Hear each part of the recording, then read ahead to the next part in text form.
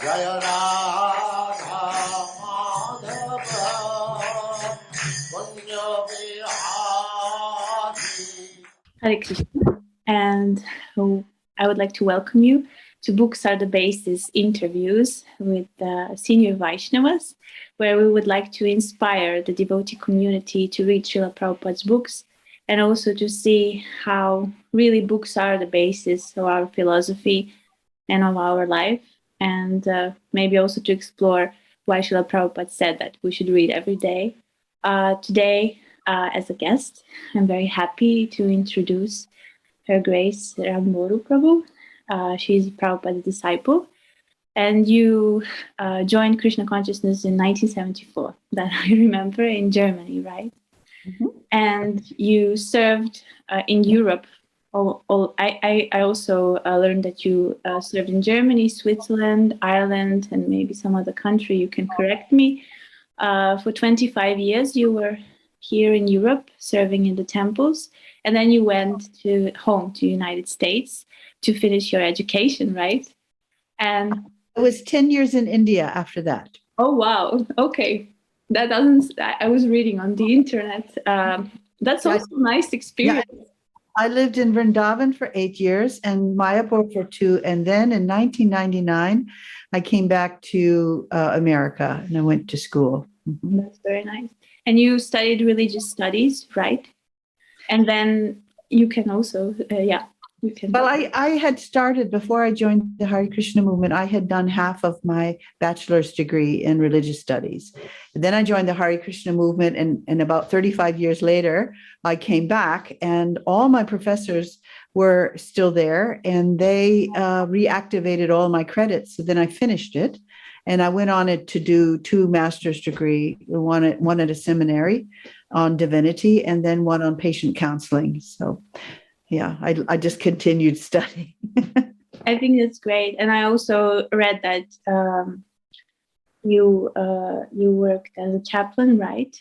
I mean, served as a chaplain. It's more likely to say that in a hospital near the Mexican border, as I understood. I did residency. In order to be certified as a professional chaplain, you have to have a Master of Divinity degree, which is a 3-year theological degree. Then you need to also have, you have to have a year of what we call chaplain residency, clinical pastoral education, where you are having constant conversations. Like a 40-hour work week would look like 32 hours of just going room to room to room, listening to people's stories of pain and grief and crisis, praying with people and marrying people sometimes, doing memorial services, that kind of thing. Okay. I mean, when I read these tiny fragments of your experience there, I found it very interesting, especially because the problems of the material world are birth, old age, disease, and death. And actually, I have a feeling like your service is just like we're in the center of it all, where all of this is happening. And I liked, that was my impression from what I read, that actually the whole philosophy that is in Prabhupada's books, you experienced, you had this very, in a way, I can say, fulfilling, but in a spiritual way, fulfilling experience of all these things. And so can you tell us a little bit? I wanted you to, I wanted to make a little introduction, but I also wanted to ask you, let's start from the beginning. Like, how did you actually come to Krishna consciousness, and what attracted you to come, and how it all started? So maybe we can start with that, and then. Wow, that's a long story, but I will try to abbreviate. I think when I met the devotees, I was in school, in Guilford College, which was a Quaker school, and in America, the Vietnam War was raging, and we had a lot of civil rights problems. People were starting to rebel against some of the racism and really unfairness in our country. And I started to, as a theology student, a religion student, studying religion and what is that about? How do we make meaning in life? I started to question myself that how are you sitting comfortably in your college classroom studying books, religion and books, while so much suffering is going on around you and you're not responding. You're just sitting comfortably studying about it. And so I also became very, very disillusioned by my white American. We call them in America. We call white Anglo-Saxon Protestants.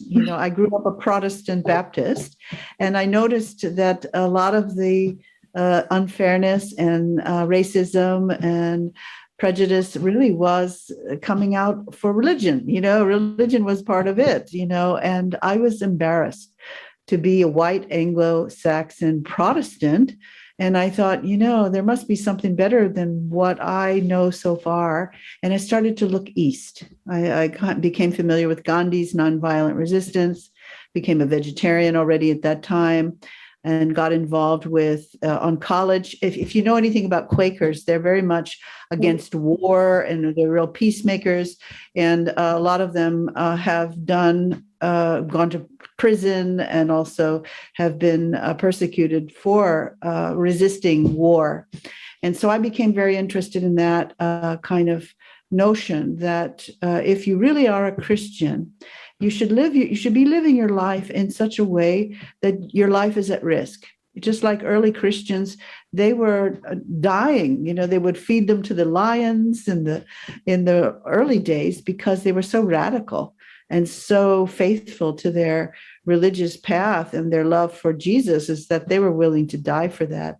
And so as I looked around at Christians in the 70s, where I was growing up, I thought, not so much. These people have a very comfortable church. It's air conditioned and carpets and it's all beautiful. But I didn't see them going down into the ghettos of Washington and really sacrificing their life to relieve human suffering. So that was kind of there's something wrong with this picture, hypocritical about this picture. So I was truly, really looking in my search for the true Christianity. I was really trying to get back to the early Christianity before the 4th century, when there was no real institutions and everything was happening in homes, and Jesus was just a traveling mendicant preaching. And I was looking for that as being the true religion. And I didn't find it in the Christian church at that time.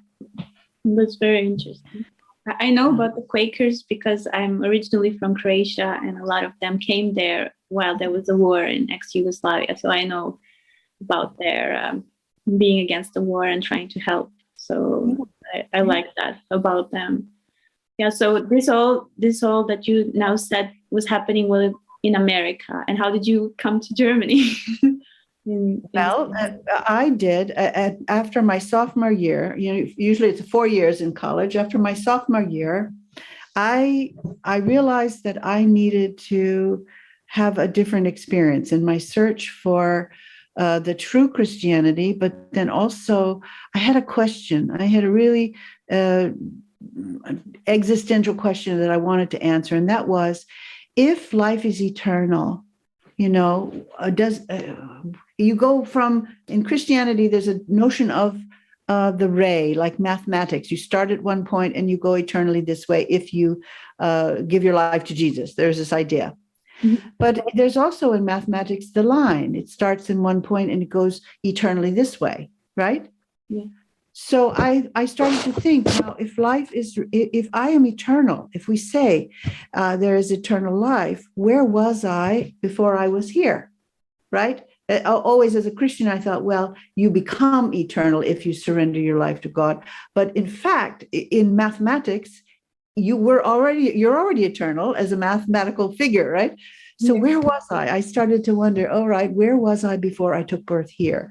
And that kind of set me on a mission to try and answer this question. So I enrolled in a college in Heidelberg called Schiller College, which was based on something called ecumenism, which was a movement in the 60s and 70s where Christians of all kinds of different doctrines, they decided, let's get over all these different divisions and just focus on loving Jesus as the main focus. And I was kind of in that headspace too. I was tired of all the different factions and disagreements.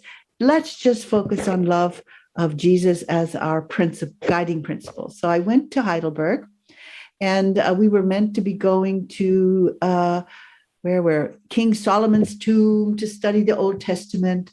And I was asking that question to my professors. Where are we before we take birth? And they couldn't answer. They said, oh, well, that's postgraduate study. We're not going to answer that.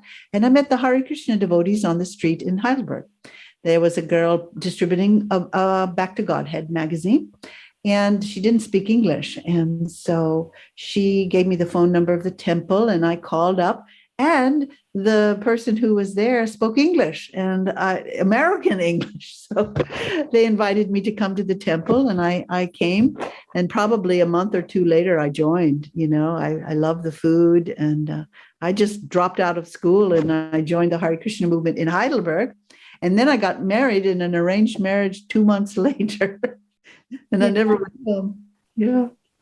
That's wonderful. And what attracted you to Krishna consciousness? Was it like philosophy because you found the answers, as you said, this eternity question?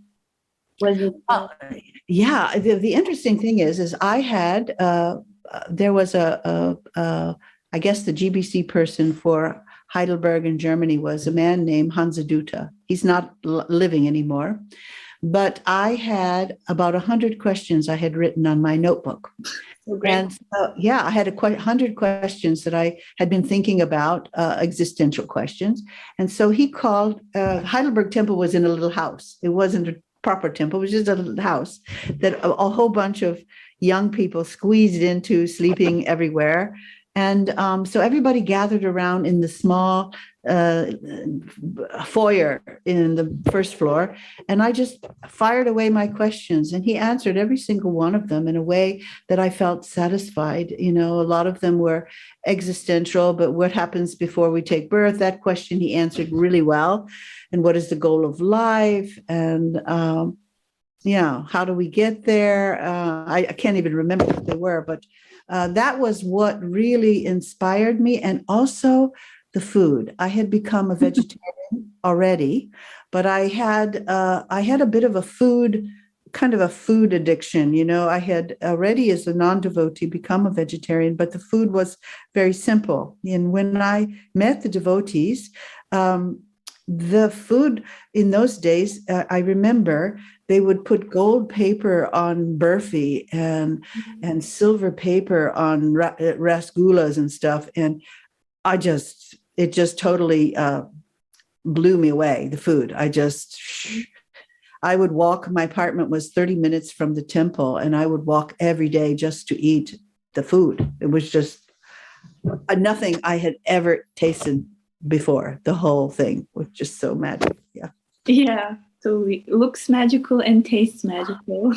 In the old days, we used to line up. In the old days, we didn't sit down and people would serve. It wasn't big enough, the temple, for that. So we each had a beggar bowl. We each had a stainless steel bowl, and we took a nail and a hammer and ... our name in it, so that you couldn't leave it dirty around the temple. If you had your name on it and you left it, they knew you left your plate. So we'd all line up, and the cooks in the kitchen would have the door closed. And after ringing the bell, the devotees would line up, and they'd come to the door, and they'd plop rice, plop dal, plop, and the little maha, everything in one bowl. It was really like, the mendicant beggars, That's sweet, actually. So, and what kind of services did you do at the beginning? Like, what were you doing, like, in your preaching work?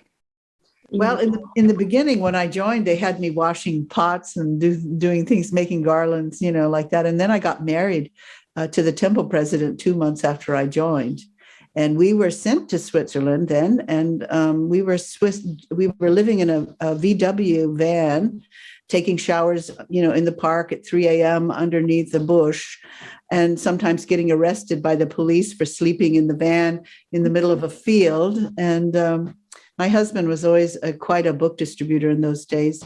There were three really big book distributors. It was Rohini Sutta and then Manidhara and my husband. They were three of them, did a lot, like sleeping in vans and stuff. So I just was assisting him. And we created in our VW van, we created a kitchen. We had put a thing there, and there was like a place to sleep in the back and books underneath. And while he was out distributing books, he would have me buy flour and oil and things, and he would send me off to someone's home that I didn't know.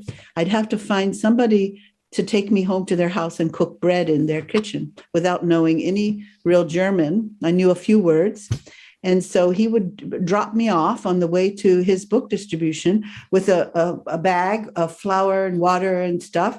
And I would have to, with a little piece of paper of German words, and of course, here we are in Switzerland, I'd have to stop somebody on the street and ask them, could you take me home and let me cook some bread? I'm a mendicant, I'm a nun, and we live on the mercy of people. Could you take us home to your house? And I would go home and make bread. And then my husband would pick me up later on, many hours later after bread was cooked, and then I'd go home. And otherwise, we'd be begging for things door to door, begging for sugar, begging for salt, begging for vegetables from the people in the apartments. Wow, that's really like an American story and real austerity. So and that's also brave. So I cannot imagine that like today. But it also talks about like dedication and surrender to the mission of Srila Prabhupada and Chaitanya Prabhu. A little foolishness too. Yeah, I was also very determined at the beginning that I would do absolutely everything and so on. So sometimes, yeah, when we're young, we do that. But that's good in a way because it teaches us that it's okay, even in this way, to surrender, and Krishna responds. Right, and we did feel that, that Krishna was taking care, and he added whatever was missing. We never were hungry. Yeah, it was wonderful. And also, like in these early days, devotees were mostly like not preached to. I don't know how to differently say it, but that they should read Srila Prabhupada's books. Everyone was like very eager on it. Srila Prabhupada even say that we should read every day. So can you tell us how it was at these beginnings? How did the devotees really read, or they just distributed books, and what were their methods in focusing on philosophy that that Srila Prabhupada brought to the West? Well, Prabhupada's big red Bhagavad Gita was the first book that I actually came in contact with.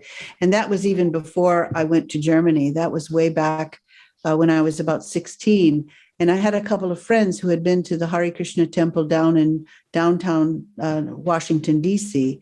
And they came back with a story that, we almost didn't get away. The devotees wanted us to stay forever, but we got away. But they gave us this big book. And so there was me driving the car and a bunch of girls in the back. And they said, the Hare Krishnas told us that if you just hold this book, it is so powerful that just holding this book will make you enlightened. So we would sit in the car and we would take turns holding the Bhagavad Gita, just like a baby. Somebody would be sitting there holding it. And then somebody go, okay, it's my turn. And then another person, we never looked at it. We didn't open it. We just held the book. And I thought, gosh, isn't that amazing? How do you become enlightened just by holding the book? But in fact, many years later, after that, when I met the devotees again on college campus, it was again the books. My professor, I was studying Bhagavad Gita from an impersonalist professor at my school with another, not devotee, just another student who wanted to learn.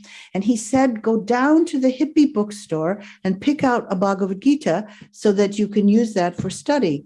So I went down to the hippie bookstore, and there were about 10 different Bhagavad Gitas. I didn't know, but Prabhupada's Bhagavad Gita, the one I had held many years before that, I thought, that's the one I want to bring home. And so that's how I found Prabhupada's books. And what attracted me the most was all the pictures that were in it.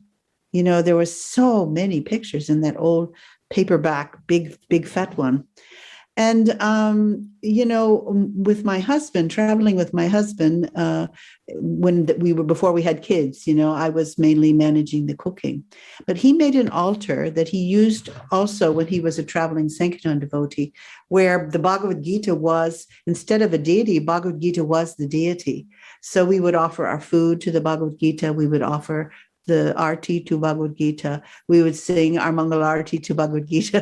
And there was like a little altar that had doors. So we put the Bhagavad Gita to sleep at night. And in the morning, and then when we would read it, you know, we would offer food, we would offer incense, we would offer flowers, you know, and then we'd pull it off and read it, you know. And in this way, we really did worship the Bhagavad Gita as the incarnation of Krishna.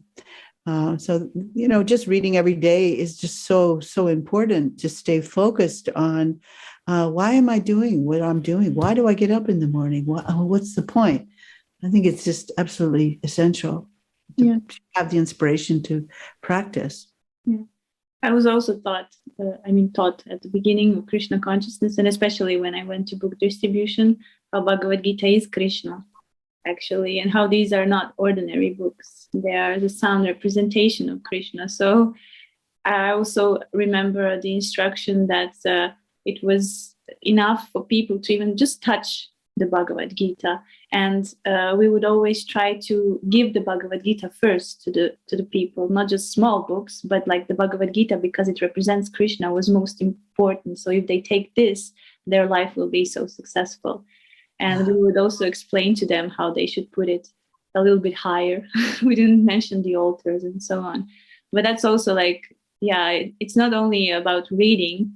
I mean, it is important, as you said, to remember why we're doing all of this so that we can understand, but also to make this, to understand that Bhagavad Gita is not an ordinary book from the bookshop. Definitely not. Right. Yeah, that is absolutely right. Yeah. And how do you, now, especially after, in the period after Srila Prabhupada left the planet, did you find your relationship with Srila Prabhupada in the books as well? Because it is also something that connects us, like with Srila Prabhupada, not just the philosophy, but him speaking all this knowledge. Well, the thing that attracts me most about all of Prabhupada's books are his purports. You know, just reading the text without the purports, for me, is not enough, you know. And not only that, to add to it, listening to his lectures, you know, how he talks about it, reading letters he's written to different devotees, conversations in rooms, all of that together, you know, fills out your picture of who Srila Prabhupada was as a person, and also as a Shaktavesha avatar, as a link to the entire Parampara. I think that without really hearing and acquainting yourself with all of those books, purports, and all the tapes and everything, there's no way that you're going to understand the message as a whole. You know, it's very easy to get focused on one part and, this is the main thing. But Prabhupada was presenting a whole culture, you know, and a whole philosophy that everybody can connect with. So sometimes people get busy and excluding everything else as if it's not important. It's all important. Otherwise, he wouldn't have wasted his time presenting it. So I want to ask, because these interviews are called Books Are the Basis. So do you really think, what do you think about it? Because now you said, sometimes people say like, okay, books are the basis, so we should just read, just like you explained. But now you said also that yes, books, purpose, but also everything, because Srila Prabhupada, he gave so many things that it should be looked as a whole. And that, do you think that's like also a way to learn Srila Prabhupada's books, like to look at everything? Well, here's the thing. It does say in the Bhagavad Gita, if a person cannot practice the principles of bhakti, then do this, cultivate knowledge or work for me or whatever. And so this whole organization and thing that Prabhupada is presenting is an entry point into the sugar tree of bhakti, and everybody's a person and they're at different stages of their spiritual life. And again, we have to read the books to understand all of that. Otherwise, it becomes mental speculation. Also, Prabhupada says that the study of Bhagavatam is what he calls the Bhagavad Vidi Marg. You've got two pathways. You've got the Bhagavad Vidi Marg and Pancharatriki Vidi, which is, the rituals and deity worship and the puja and all of that. And he obviously installed deities all over the place for a reason. It is the sacrifice for Dwapara Yuga. It is not really the sacrifice for Kali Yuga. But there are people who are very attracted to doing ritual and worshiping and all of those things. However, he said that if you're doing the Pancharatriki Vidi without sufficient hearing, you have to accompany all of those other activities with the hearing and chanting in order for it to really purify the heart. You can without deity worship, completely reach the goal just by reading and hearing and chanting and talking about Bhagavatam. Mm-hmm. So one needs the other. The Pancharatriki Vidi needs the hearing and chanting. Prabhupada said, if you're doing deity worship and you don't hear enough or read enough of my books, you'll give it up because it becomes too dry. It's not the sacrifice of this age.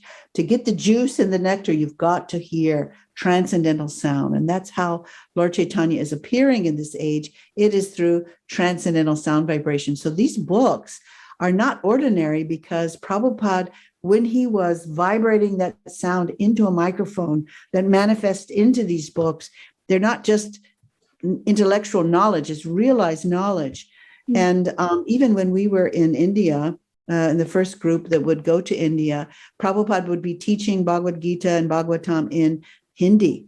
And there was a moment where the devotees thought, well, I don't understand Hindi. And they started to get up and leave. And Prabhupada said, where are you going? And they said, well, we don't understand. He said, it doesn't matter. It doesn't matter that you don't understand the words. It's transcendental sound vibration. Stay. You will benefit from it. So it doesn't even matter that you know the language. In fact, when I joined in Germany, I didn't know German. And I was reading Bhagavad Gita in German. And gradually I did learn some German.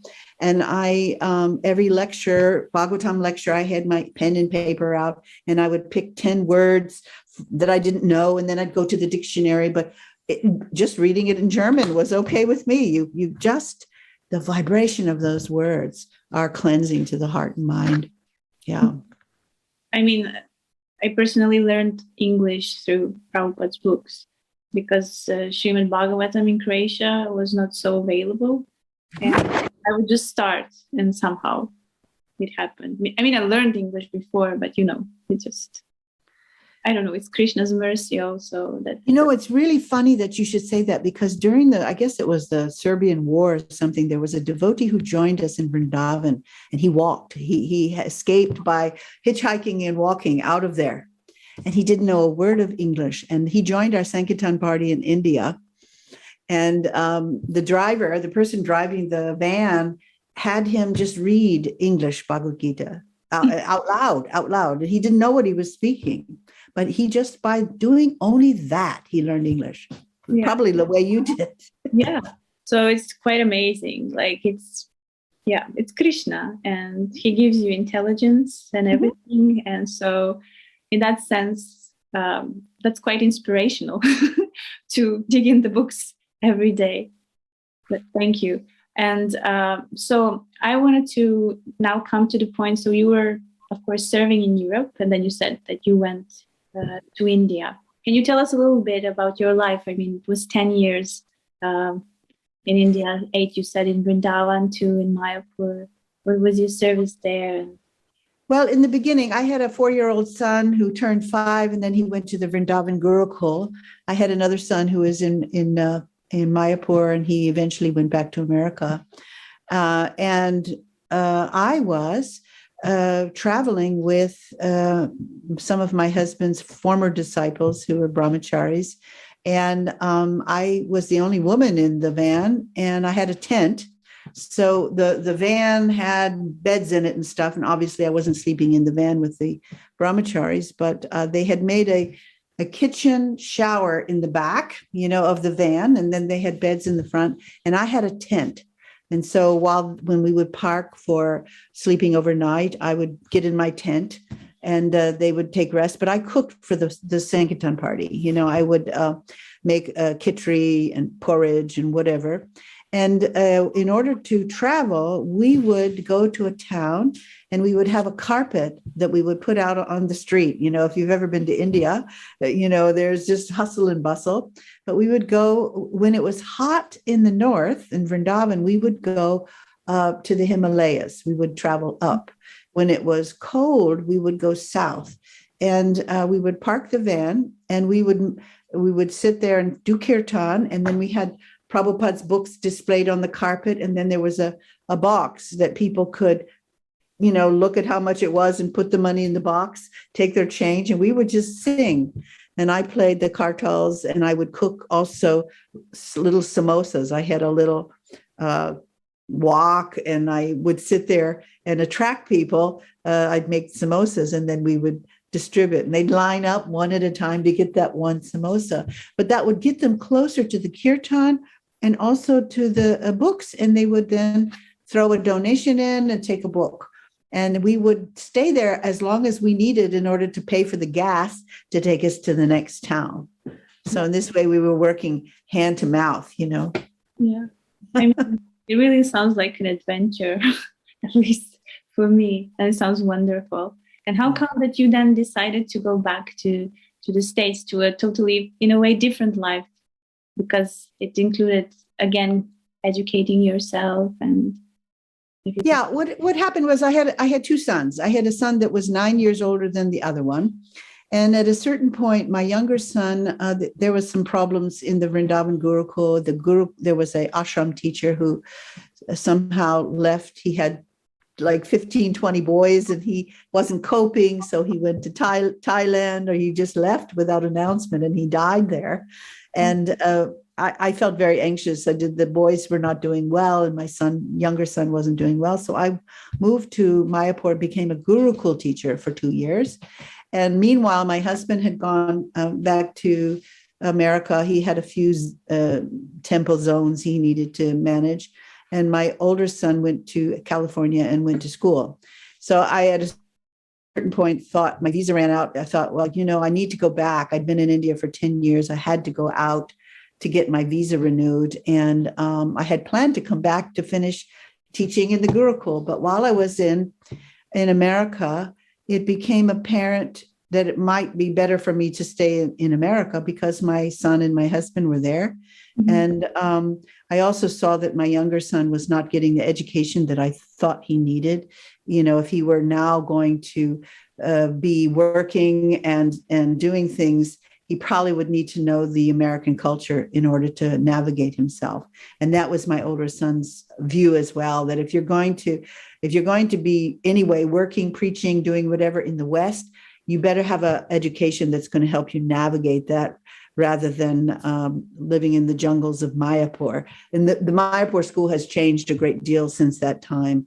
But in those days, it was probably not an appropriate education for students who are really going to have to find a job, need money. Yeah, I know. I mean, I have some friends who told me that there is a difficulty in that sense that the education does not provide you to work somewhere on the market, even in India. So yeah, I understand. That was my experience too, after being in the movement 35 years when I came to living in America. and needing to, my son went to Irma's Gurukul. That's how we, when I was there, she kindly allowed my son to stay in her basement in her school, along with a couple of other boys.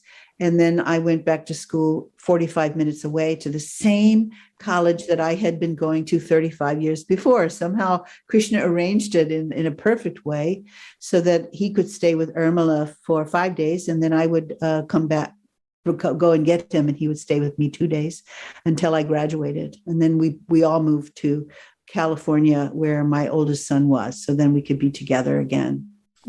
That's wonderful. Yeah. Thank you for sharing. And I know that like you did all this in the sense of education for religious study, and then you said patient care, and then you had this practical aspect of taking care of patients in hospitals, and there you gained a lot of experiences. And you can tell us a little bit also, like, because it's very interesting, because at the end we will of course come to Karuna Care also, that you are now managing. I want to mention all of that because it has to do, I mean, because I did attend some of your small courses, but as I can see, a lot of knowledge from Srila Prabhupada's books is there.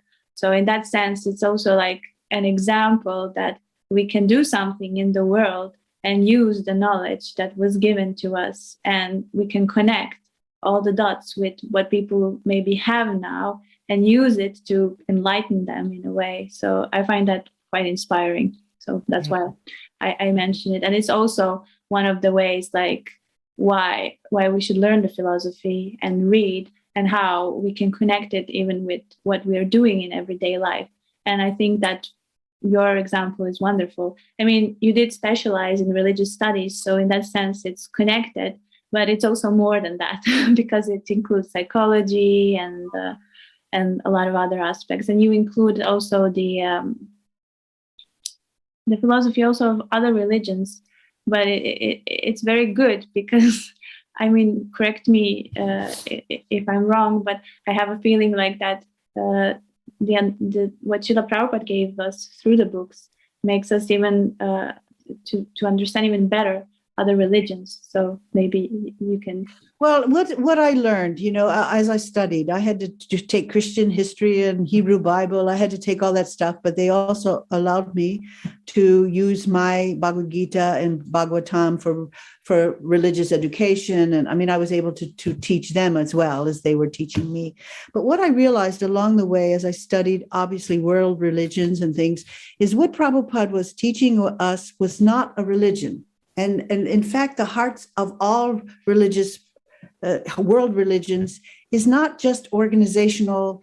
It's not just that. What the stories and narratives of all religion are trying to lift up is universal, absolute truth of the way life works. You can call it Christianity, you can call it Hinduism, you can call it, but what we're really talking about is a phenomena, a truth, a metaphysical phenomena that's way beyond the human material brain to be able to grasp just by itself.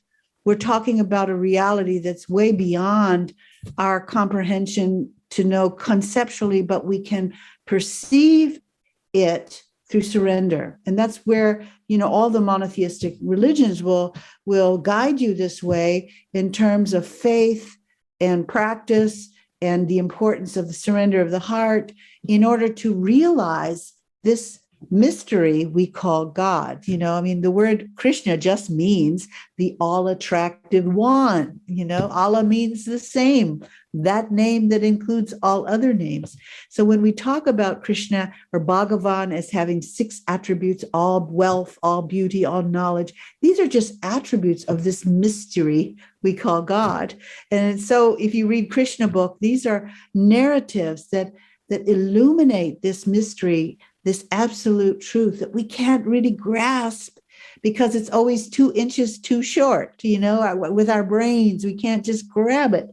But we can realize it when our heart becomes purified and we can surrender and our prayers become from the heart, then Krishna starts to show himself. It's an open secret. And I realized that that's what Prabhupada was really teaching us. He wasn't starting a religion or a religion as the practice, but Jesus wasn't starting a religion either, nor was Moses. It was just teaching us the metaphysical reality and how does this world work?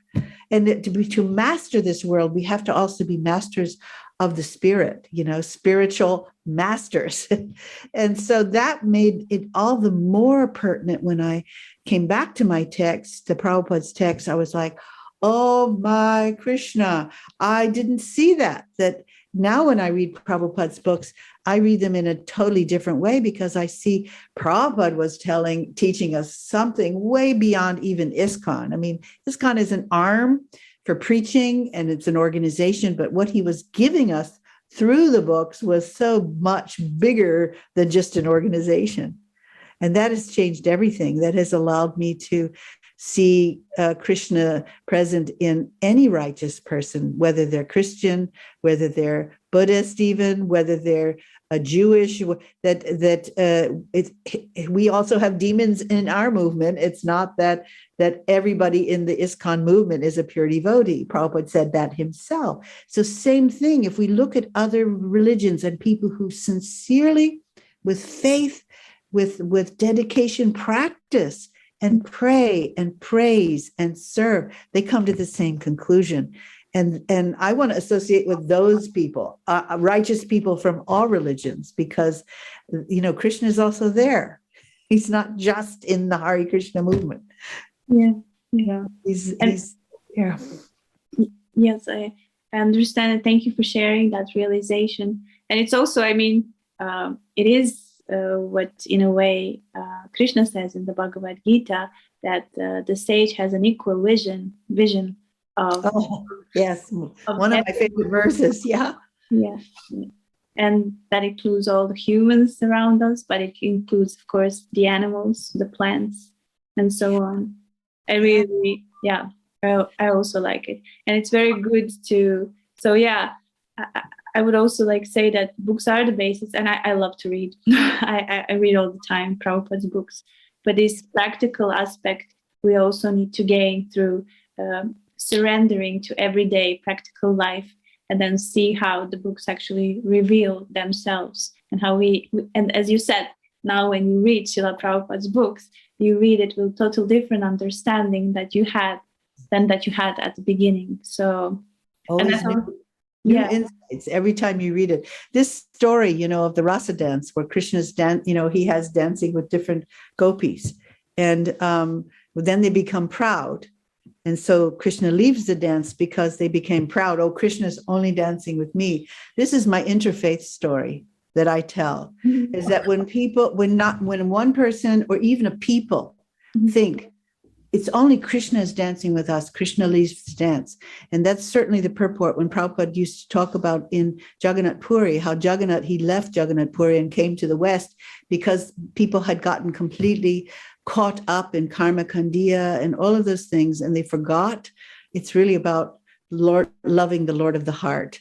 And so we have to be careful, even as Hare Krishna devotees, that we don't get too proud of ourselves and self-righteous, because Krishna will leave us too, like Prabhupada left the Gaudiya Math and had to start his own movement because people started fighting, and we have to be careful about that, to stay focused on the real thing so that the real thing stays the real thing. And that's why we have to keep reading Prabhupada's books and know what is his vision and message as handed down through the whole parampara, otherwise it can change going forward. Yeah, that's true. And would you say that while reading Srila Prabhupada's books, and when you were studying all these religions, the main religions of the world, would you say that that they're, when you read them, that's my experience, so that's why I ask, that you find the same principles, maybe not said in the same words, but when you look at it, they are talking about bhakti, dedication to God, prayer, also thinking about the Lord. And just as Prabhupada said, Krishna has many names. But in the end, it's all the same. And I found it like very inspiring. The once Madhavananda Prabhu, he mentioned how, I forgot which country it is where he goes to preach, but there are ladies there in burqas. So they're practicing Muslims, and they come to his lectures and they chant 16 rounds. So it's quite like interesting, like how what Srila Prabhupada says, that you can stay a Christian, you can stay a Muslim, you just glorify the Lord through His holy name. Yeah, I mean, what I have noticed is the essence of all religions is unconditional love and compassion, and that God loves us unconditionally. We don't have to earn it. We just have to say thank you by serving Him back. You know, it's very often people get caught up in what's called karma kandiya, that I have to earn it. And so there's a lot of fear about, I know, karma theory and all this. I have to, you know, you're like, oh God, I've landmines. You know, the reality is you're loved unconditionally as you are. Krishna knows everything. You can't hide it, nor can you earn it. And so it's really more about grace. Obviously, you know, the four regulative principles, studying these books and serving and all of those things are definitely preparing the heart to receive this love, you know, but it's not that you can earn it. It's really about saying thank you for what you've already been given. Prabhupada has given us everything. It's in the books. We have the chanting, we have a lifestyle, we have the diet, we have everything you need. And if you read you study all other religions, you will find, we do that too. Oh, we do, whether you're a Catholic or a Protestant, you know, we have as much ritual as you want, and incense and all of that, and chanting on rosaries, but you also have the evangelical praising and singing and ecstasy of dancing. And you can find Krishna consciousness almost in every form. He's given us the whole picture, the whole bag. Yeah. Wonderful. Thank you. And I wanted to ask you, so after all this experience, which were really like years of experience in practicing Krishna consciousness and then applying it through religious studies and this patient care. So in the end, now you returned to serve ISKCON more, like through Karuna Care. So can you tell us a little bit about? Well, I realized at a certain point, I'm getting older, and I realized I'm here with my 93-year-old mother. I've been here for 4 years, and then we had COVID. Okay, my father died, and I realized that at a certain point, I'm going to have to stop. I work 8 months a year as a professional chaplains in LA on Zoom. But devotees ask me, as they learn what I do, why are you not teaching devotees? Because you're teaching rabbis and priests and imams, and why not devotees? And frankly, I didn't think devotees would catch it. You know, many devotees have told me, why this? Why would you do chaplain care? Just chant Hare Krishna and tell people to do that, and their problems would go away. But what I was finding is that wasn't the case, is that you had a lot of devotees who were chanting and trying to practice, and they came to the movement with trauma and problems that were from woundings from Kali Yuga. And the chanting was either pouring water on those wounds and making them grow, or their understanding of the philosophy was blocked because of their unresolved issues. So I started, and I had no idea it would become as successful as it has become today. I thought, as a duty to Prabhupada, if I don't give back what I have learned, then all of that time and money and effort I had spent my life doing would be wasted. You know, so I just started something. Can you explain us what does it mean to be a chaplain? Well, some people might not know that. Well, we would consider ourselves first responders or crisis counselors. I don't like to use that word counselor because people have this notion of a certified licensed counselor who is diagnosing maybe a problem and then trying to prescribe certain behaviors and activities to help people solve their problems. While we do make assessments in people and we do study behavioral sciences and we use psychology blended into theology, the end goal is to invite a person to express and explore their feelings and for them to identify how they make meaning of whatever the crisis is. But we are not, we might serve as guides, we may pray with people, but we understand that it's therapeutic just to share one's heart.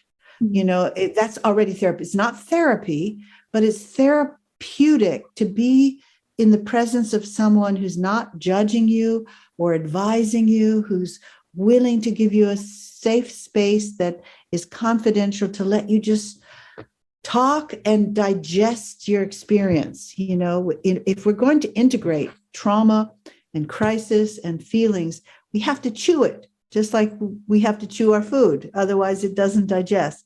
So same thing. Sometimes our life experience does not really get digested and integrated into realized knowledge unless we have opportunities to talk about it. And so sadly, what I experienced in the Hare Krishna movement is, and everywhere else, not just the Hare Krishna movement, that people are afraid of talking with other people because it so often descends into gossiping and judging others and criticizing. So people who are serious about spiritual life, they're thinking, well, I better not have any relationships because I'm afraid I'm going to fall into Prajalpa or what is it, Vaishnava Aparad. So, you know, I'm going to avoid people altogether. And certainly that was my life for 35 years before I learned another way. And as I learned about heart connecting relationships, how do you do that? How do you enter into meaningful conversations that aren't just social, but that are really meaningful? I came back to our philosophy and realized, oh, it's already there. Rupa Goswami has provided that in the 6 loving exchanges. How did I not see that? And I had to go through my own grieving process of, gosh, Rambhoru, how could you be in the Hare Krishna movement and reading these books for 35 years and not see that the real goal is to offer compassionate care? Everything about our philosophy is about compassion, relieving human suffering, and being able to being authentic, transparent, honest, and humble people. How is it that I missed that? And it took me a long time, but now going back to our books, it's all there. We have it all there. Prabhupada has provided it. The Goswamis have provided it. You know, go back, Bhaktivinoda Thakur, all the way up to Brahma. All these things are there. And that's what makes it such an open secret, you know? Yeah, an open secret, definitely. So you're looking at it, you can't see it. And I think what dawned on me when I went to the hospital and I was face to face with suffering people. I was a young person when I joined the movement, 21 years old. What did I suffer? I had been a spoiled brat American. You know, my mother had everything I wanted. And then I joined the Hare Krishna movement in kind of as a hippie. And we felt like we were the best and the only. And those karmis out there were in Maya. And of course, Prabhupada said, we used to talk like that to Prabhupada, and Prabhupada would say things like, well, Maya's in the temple, Maya's in you. It's not that Maya's outside and it's not inside, it's in you. And so I think when I started to be in front of suffering people and see the agony, you know, that people actually all around, you know, in the neighborhood are suffering, I started to realize that I had no idea. I didn't really understand what it meant when we're talking about the mercy we get from this movement and message, and how wounded most every devotee who comes to our movement has suffered enormous trauma from Kali Yuga, just being in Kali Yuga, you know, the effects of lust, anger, and greed, passion and ignorance, all the suffering from child abuse to domestic violence to I mean, it's unlimited, you know, the suffering, illnesses and, you know, car accidents because you've been on drugs or whatever. Now you come to the Hare Krishna movement. It's not going away that quick. We have to acknowledge those things and chant as well. That's the main medicine. But we I realized that, gosh, we needed to address these things. And the solution is love, unconditional compassion and love. And then I realized, gosh, I didn't know how to do that. I mean, we talk about bhakti as unconditional love. I had no idea how to be that for other people or myself. Yeah, I didn't know how to do that. But I'm still learning. I'm still learning. I think you're doing a wonderful job. And especially this thing of compassion, like when I read how, I mean, that you go to the hospital and you really are there for people. And we usually, I mean, it's the most glorious service is the book distribution, because it disseminates this knowledge, which is very, very precious, this jewels that other people should get. But also like this, we're also personalists. So this personal aspect of taking care of people, and not just devotees, but everyone, that we show this compassion. And through, I mean, like you said, it has to include some kind of psychology also in it, like that we know how to behave with each other. And as you said, there are 6 loving exchanges in the Nectar of Instruction by Rupa Goswami. And one of them is revealing the mind, right? Also, and we also need someone to and one of the main things the chaplain does is to help connect the suffering person with the source of life, whether they call God Allah, Jehovah, Buddha, Krishna. The main job, we know we can't solve their problem, but we try to help empower a person to solve their own problem, so that they, we're a sounding board. We don't try to make them attached to us. We try to help them connect with God, whatever is their God of understanding. So it may be that we read scripture with them, and certainly with Hare Krishna devotees, we do pray with devotees. Sometimes we do a ritual to help them remember, because when we suffer, we forget Krishna. And so that's one reason why chaplains are in hospitals and hospices, because when a person is in crisis, when they're having an upset in their life, that's the best time for them to rethink their life and make changes. And so we're there to help nurture that change. And it often is a theological conversation. The most popular question a person has, whether they're a devotee or a non-devotee, is, why is God punishing me? Why is this happening to me? That's the question. And so helping them, certainly, I don't know, I'm not God, but everybody has to come to some kind of awareness of, how do I make meaning from this crisis that's happened? Why? Like right now, we have this thing going on over in Ukraine. Well, there's a lot of devotees, who we're talking to, who are like, how could Krishna allow this? And we're, how is this happening? And it naturally, when you have a sudden loss like that, you have all of your existential questions are coming up, like, gosh, how does this happen in a world where God is everywhere? He knows everything. He's all powerful, and he allows this. So that becomes a conversation that we can have with a person. Then you can talk philosophy in a way that helps them explore, rather than you telling them how they should think. They need to discover how they do think in themselves, So in this Karuna Care, you're trying to educate devotees so that they can do this for others, like in their communities, but in general also. Well, we have several things going on. We have these 3 introductory courses right now. I hope to add another one in the spring. We have also, and that's for some people, just information. They're just getting information. Those who are really interested to become Karuna Care chaplains, which are like a 6-month, it's a training. So devotees can do this in their congregations, but they might want to volunteer in a hospital or in a prison. So they know how to behave when they're out there and about, and they're aligned. They're saying, I'm a Hare Krishna chaplain or something. We don't want them to go out there and use vulnerable people to proselytize. This is inappropriate. If someone's suffering, now you start to guilt them, shame them in order to make them Hare Krishna devotees. That's considered unethical. So we wanted some training so that people going out there representing the Hare Krishna movement would not embarrass the Hare Krishna movement by not knowing how to enter into that conversation. And what we're finding is devotees in the movement have enough crisis to listen to already that, but a lot of devotees want to train there. And then we have another track for devotees who want to actually be board certified as a professional chaplain. So I'm working on an education equivalency, and I have become the director of chaplaincy at the Institute for Vaishnava Studies. That will be a seminary that's based in Alachua, although everything's online. Mm-hmm. So I'm working on that with the North American Hindu Chaplains Association. So I'm trying to create a pathway for devotees internationally to be able to take classes at Oxford, take Karuna Care and a Bhakti Shastri and all these things in increments. So in the end, they can get board certified and have a credential that will get them a job. The more credential you have, the more money you would get as a job.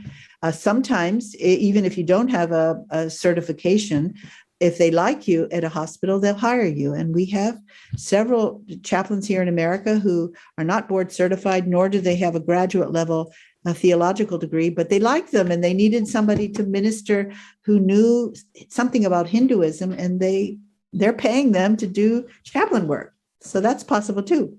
Yeah, that's wonderful. I think that's like one of the hardest jobs, just because of, it's the suffering of people that you have to look. And so in that sense, but also I find it like liberating also in your understanding of spiritual life and who you are, and that we are actually not these bodies, that we are spirit souls. And so I think. Well, here's the funny thing. People always say, how can you do such a depressing job? But chaplains are probably the most joyful people I know. And part of that is they've had to face their mortality. You're seeing death every day, and you start to really get comfortable with the idea that today's the only day you have, be ready, any minute. And not only that, when you enter into someone's scenario, you may not know them ever before, and you may not ever see them again. So somehow there's something sacred that happens. You're stepping into this crisis with a family who just has had someone die or someone is dying. And they totally depend on you like a family member. And you're feeling so incredibly empowered by the Lord to reveal or to present a sacred space for them. And so it's not even you, it's Krishna working through you. And that is such an incredible bliss to embody unconditional love rather than talking so much about it, that people, they see God in you, because here you are creating a prayer. I have a harp I play. Sometimes I play a harp bedside music for them, and they feel there's God in the room, even if they aren't people of faith. So you get a lot back. It's not just giving. There's a lot comes back to you as well. Yeah. Thank you so much. I wanted to mention all of this because even though, of course, this interview is about books are the basis, and we had so many preachers speaking here and senior devotees speaking here about the philosophy and why is it important. And it all is important, but I also wanted to show this practical aspect that it's not only enough to intellectually understand the books, but we need to practice the philosophy, and especially this aspect of compassion and that we have. And I would invite everyone to at least explore your webpage, Karuna Care, and maybe to get to know about all these educational possibilities. And I also feel like that in devotee communities, it's very important. And as you said, there are so many crises going on everywhere in the world, but also in ISKCON. So, and I somehow believe that we should start from here and also then go further. So in that sense, thank you very much for explaining all that. And maybe I would like to ask a concluding question where you can say something like, wouldn't you say that I would now connect it to this Shastra Chakshush view of the world, We say that we read the books and we read the Shastra so that we can have the vision of the world, which is written through the Shastras. What would you say? Like, would you say that you also have that vision, but through also from practice that you did? And especially I liked how you said that everyone you approach, you actually see Krishna in them, that there is no difference. Everyone carries him. And I think that view is very, very important, and is also Shastra Chakshur in a way. So if you can. Well, for me, the essence of the teachings of the Parampara is really a person, that underneath a person's body, their identity, a body identity, their gender, their nationality, their race, their economic status, is a person. And in my view, and my experience and understanding of our philosophy, is that the person is even transcendental to religion. It's above that. Yeah. So when we're talking to people, relating to people, we have to see the person inside. And we also have to be aware that the heart of every person is Krishna, in the sense that who I really am, who you really are, is Satchidananda. We are part and parcel of that form of eternal knowledge and bliss. And that's who I am. And that really helps me, because if in truth, when I am situated in my real, true self, my authentic self, then I should feel joy. I should have answers, because if who I really am is eternal wisdom, it means that I should have know what to do and what not to do. We know in the Bhagavad Gita, it says that person in the mode of passion doesn't know what to do or not to do. So when I'm confused, that tells me something. And when other people are confused, they're probably covered by the modes of passion and ignorance. Maya has them. So how can we as a collective, how do we raise the consciousness to that wisdom that is coming from the divine? And it is by helping us all elevate ourselves to the mode of goodness, through practicing the 4 principles, by singing the Mahamantra, deity worship is there also, these 5 angas. It's all there to help as an escape route out of this horrible Kali Yuga environment, and find the portal of Vaikuntha, which is the planet or the platform where there's no anxiety. And where is that? Where is that Vaikuntha Loka? It's in you, in the deep core of your heart, because that's where Krishna is, right? Yeah. The Vaikuntha is a place free from anxiety. Prabhupada used to call his temples Vaikuntha, because if we're actually practicing in our temples properly, we should not have anxiety. It should be transcendental anxiety. And that would be accompanied by joy. Just like when you're preparing for Janmashtami, everybody's cooking and anxious and stuff, but there's a joy there too. It's not like, I'm stressed, I'm depressed, and I'm going to kill myself. That's a different kind of anxiety, right? So we want to, but to get that, it starts the portal. This portal that we have to go through to come to that Vaikuntha planet comes from the holy name, chanting purely the holy name. And now you have the 10 offenses and all those things that help us practice. But you're not going to sustain that journey unless you really stay close to Prabhupada's instructions in his books, which takes us back to really taking responsibility for informing yourself by reading, by hearing, by listening to Prabhupada's tapes, and not get too sidetracked on reading tons and tons of other books. We have a lot of new books that are translated, and they're all nectar and stuff, but it doesn't replace Prabhupada's sound vibration and his purports and his lectures. It's not the same. Yeah. We need Maybe to. the last question. What would you say, for future generations? What would be your advice for Krishna consciousness and books and connection with Srila Prabhupada, because they didn't have his association, physical association? So, well, I would say, and I have said this many times to people who are not Prabhupada disciples, which is kind of a misnomer, because we're all Prabhupada's disciples. There are enough second and third generation devotees who have had incredible personal experiences with Srila Prabhupada through their services, through their pujas, through reading their books. I would just say everybody has a direct access to Srila Prabhupada in any generation, just in the same way that 2,000 years after Jesus's death, he's still changing lives. Why? Because he's a Shaktavesha avatar. Prabhupada is a Shaktavesha avatar. He's not just an ordinary guru.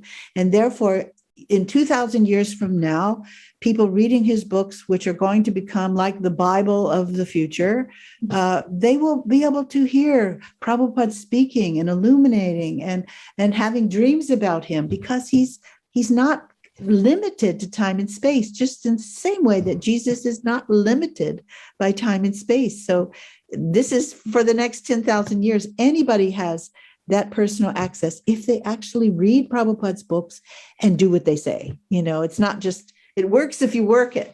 You can't think, well, I don't see all those things. Well, get to know Prabhupada and you will love him. And if you read his books and hear his lectures and purports and also his letters, if you love somebody, you want to know everything about them. And when you know everything about them, you love them more. And so it's through the books, it's through the tapes. Prabhupadvani.org has tons. You can, and then letters, Veda, I think in the Veda base or stuff. He's given so much. Just take it. Yeah, your life will change. So, thank you very much. Thank you. Right. For me, it was very inspirational, everything that you said. I thank Thank you. Thank you for having me. Yeah. Hare Krishna, Hare Krishna, Krishna Krishna, Hare Hare, Hare Rama, Rama Rama, Hare Hare.